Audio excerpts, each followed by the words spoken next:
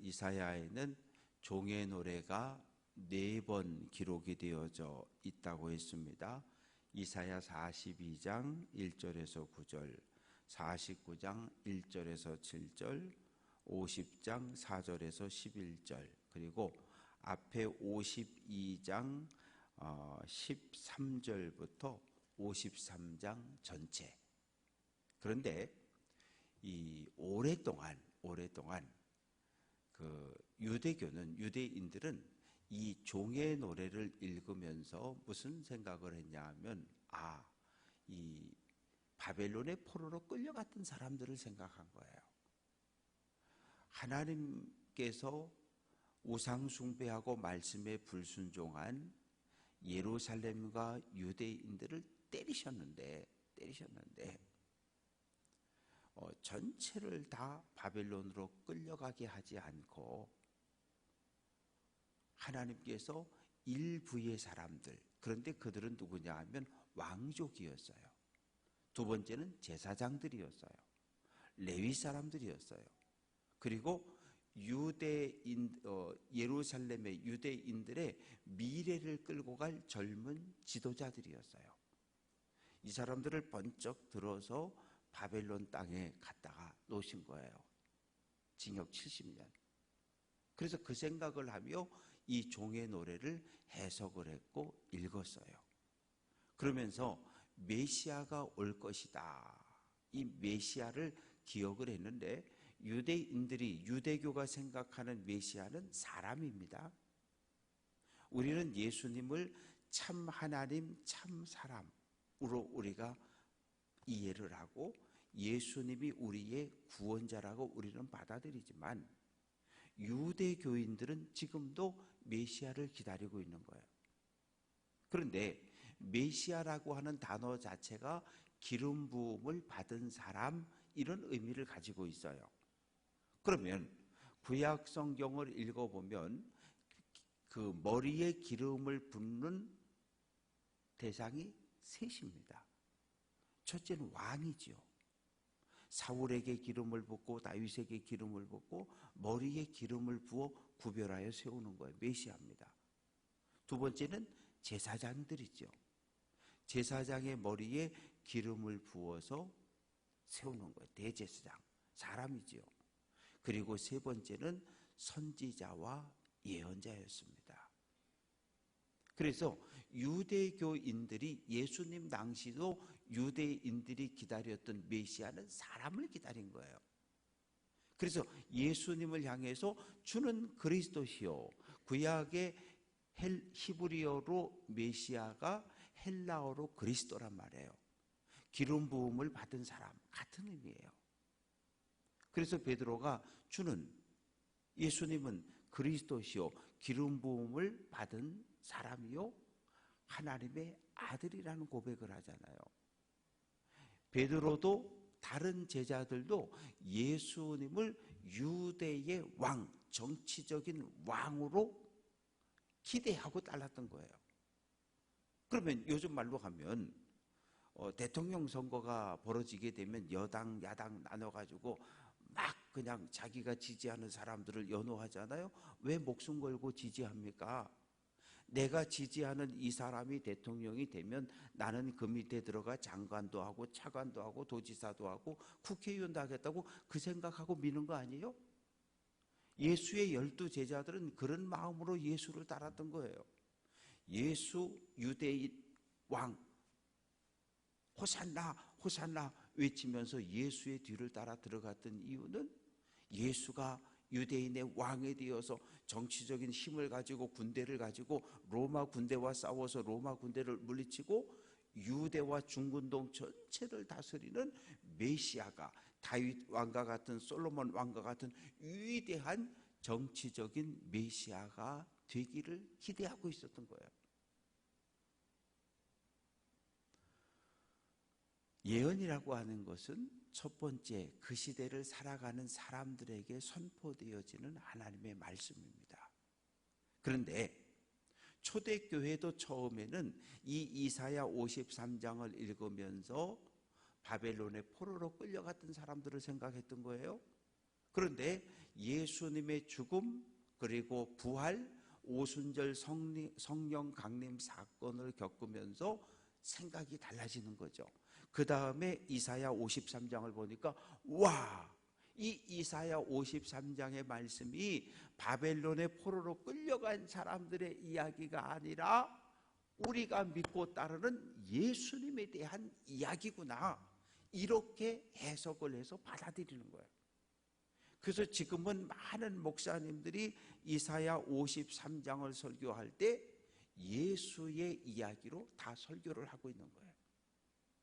그러나 이사야 선지자가 예언을 선포하던 당시에는 1차 바벨론의 포로로 끌려갔던 사람들로 이해를 했고, 그러나 오늘 이 시대를 살아가는 우리들은 이 이야기를 통해서 예수님의 이야기를 하고 있구나, 이렇게 우리는 해석해서 받아들이고 있는 겁니다.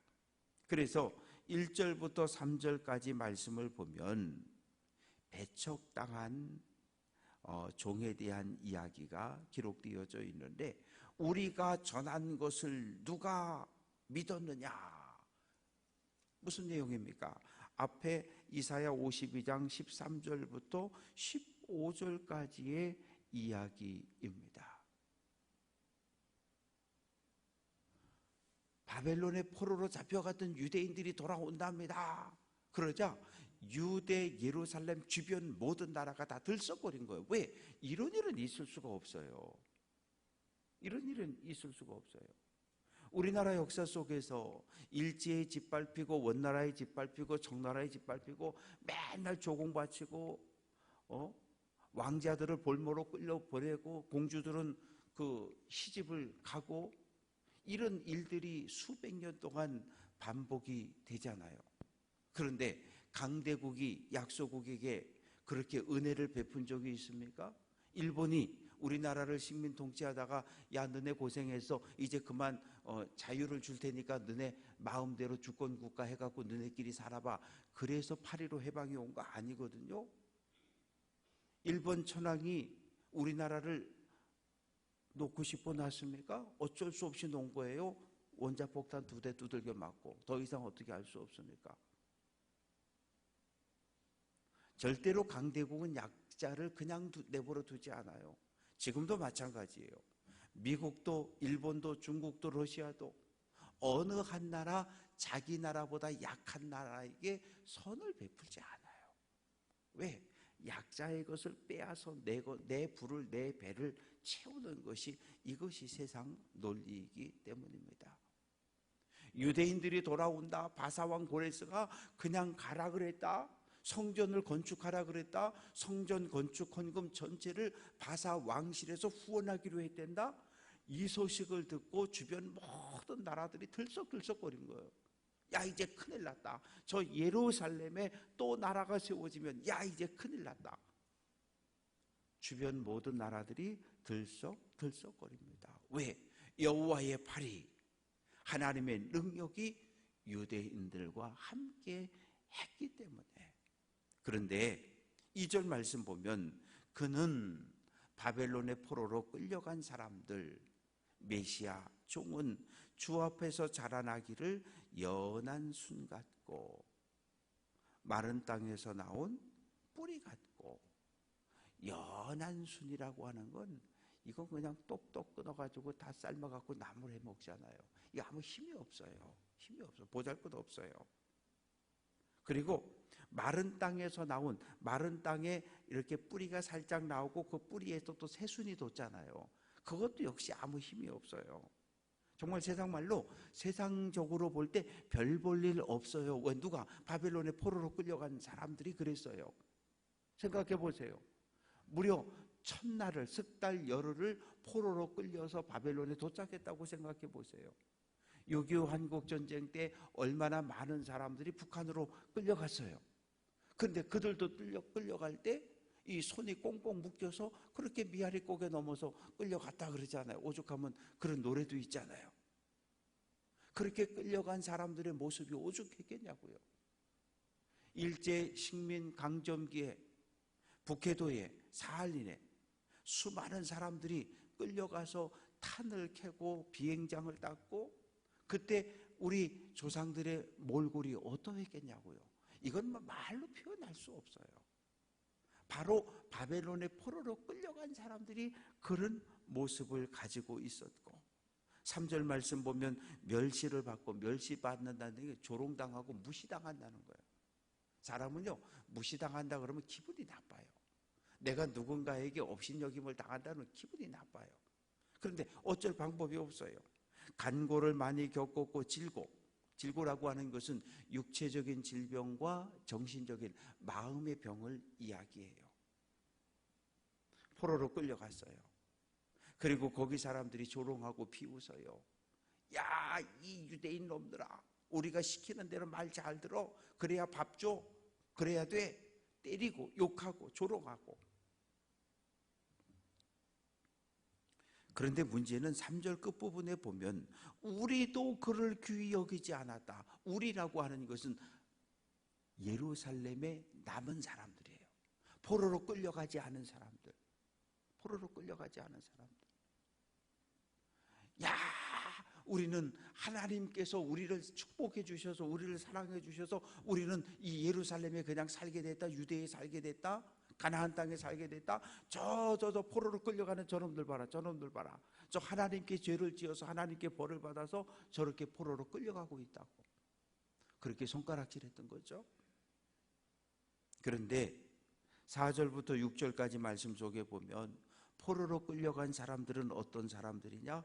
우리의 질고를 지고 우리의 슬픔을 당했는데, 우리 민족의 죄를, 민족 전체가 받아야 될 죄를 요 포로로 끌려간 요 사람들이, 우리 민족의 10분의 1이 이 사람들이 대신 받는다는 거예요. 대신 받는다는 거예요. 그런데 우리는 생각하기를 징벌을 받아 하나님께 맞으며 고난을 당한다. 저놈들은 하나님께 죄를 지어서 지금 벌을 받고 있는 거야. 이렇게 생각을 했다는 거죠. 그러면서 그들의 찔림은 우리의 허물 때문이고 상함은 우리의 죄악 때문이라. 그가 징계를 받음으로 우리는 평화를 누리고 그가 채찍에 맞음으로 우리가 나음을 받았다. 바벨론의 포로로 끌려간 사람들이 불순종, 우상숭배의 모든 죄값을 대신 받았고, 그로 인해서 우리는 평화를 얻었다라고 말합니다. 그러면서 6절 말씀 보면 우리는 다 양 같아서 그릇 행하여 각기 제 길로 갔거늘. 이 사람이 기르는 가축 중에 고집이 제일 센 놈들이 양이랍니다. 양은 이렇게 앞을 잘 쳐다보지 않아요. 양을 늘 이렇게 보면 염소는 언제나 고개를 빳빳이 들고 어디로 갈까 이렇게 쳐다보고 있는데, 양은 늘 땅을 쳐다봐요. 땅에 뭐가 있어요? 풀이 있어요. 풀이 있어요. 해마다 그 개울에 가서 다슬기, 달팽이 줍다가 평균 한 해에 한 5분 이상 돌아가신다 그래요.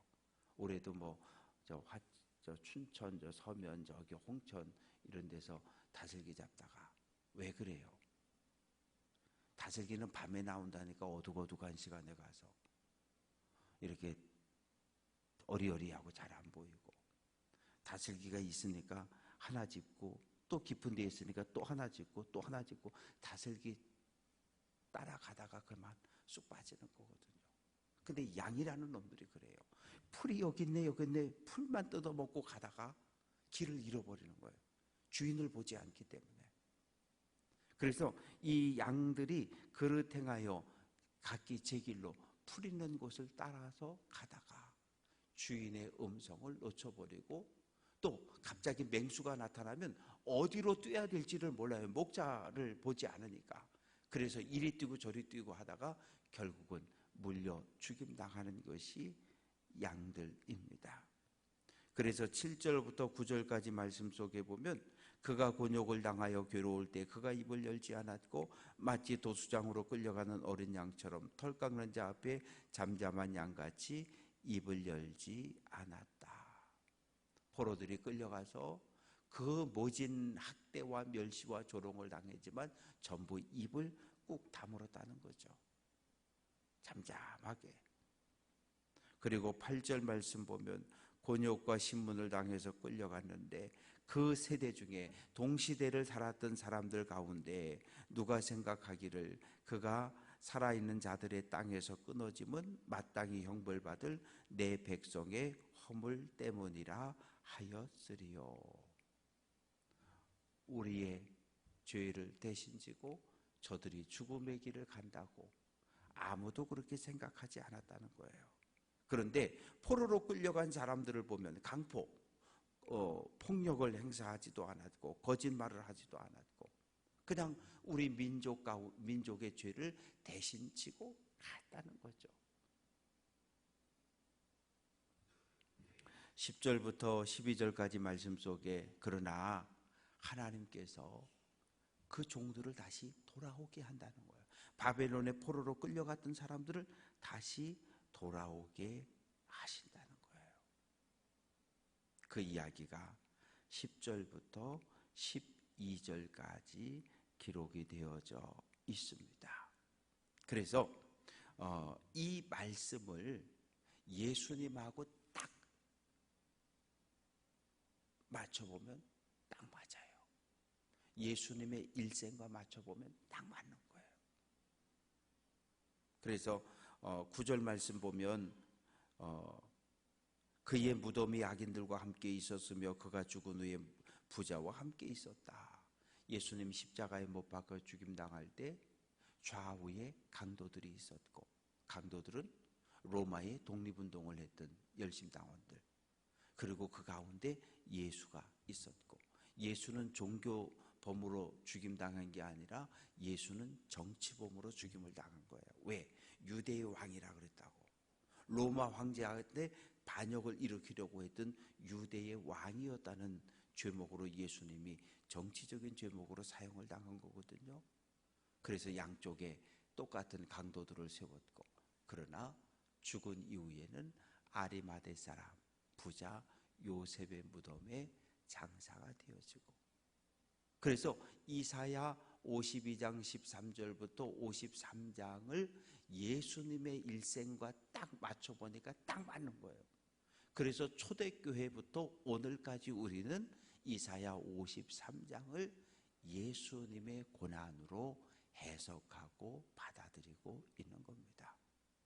또 우리는 예수님의 십자가를 묵상하면서 우리가 오늘 당하는 이 고난을 견디어내는 거예요. 나 때문에 예수님은 저렇게 모진 십자가 지시고 죽으셨는데 오늘 내 앞에 있는 이 고난을 우리도 싸워서 이겨야지, 견뎌야지. 십자가를 바라보며 다시 한번 주님의 은혜에 감사하고 예수님이 십자가를 감당한 것처럼 오늘 나에게 주어진 이 십자가를 나도 지고 주님의 뒤를 따라가겠다고 결단하며 믿음의 길을 걸어가고 있는 겁니다. 바라고 소망하는 것은 오늘 한 날도 내 죄짐을 대신 지고 골고다 언덕을 걸어 올라가셨던 예수님을 묵상하면서 오늘 우리 가정에서 내가 지고 있는 십자가가 있고 우리 교회에서 내 아이에게 주어진 십자가가 있고 내가 일하는 일터에서 내가 감당해야 될 십자가가 있고 나에게 주어진 십자가 던져버리지 말고 십자가를 무겁지만 소중하게 여기고 십자가의 의미를 깨달아서 주님 앞까지 하나님의 나라까지 믿음의 길을 잘 달려갈 수 있는 귀한 성도들 될 수 있기를 주님의 이름으로 축원합니다.